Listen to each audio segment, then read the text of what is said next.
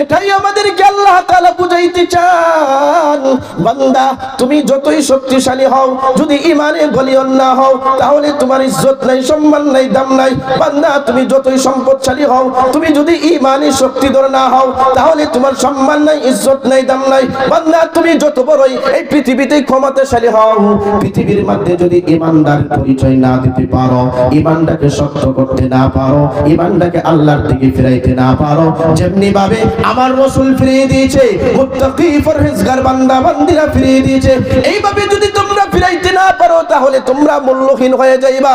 আমরা ঈমানে বলীয়ান হতে চাই, আওয়াজ দিয়ে বলুন ঠিক কি না? ঈমান নিয়ে থাকবো ইনশাআল্লাহ। এই ঈমানের যারা বেগাত গোটাতে চায়, তাদের দাঁত ভাঙা জবাব দিয়ে প্রতিবাদের জবাব দিতে হবে, জবাব দিতে হবে ইনশাআল্লাহ। আওয়াজ দিয়ে বলেন ইনশাআল্লাহ। এ মুসলমান, এরকম দামি বস্তু, এরকম শক্তিশালী ঈমান নামক দৌলত এই দুনিয়ার মধ্যে চুরি করবার জন্য বহু মানুষ চলাফেরা করছে, বহু মানুষ পায়চারা করছে ঈমানকে নষ্ট করে দেবার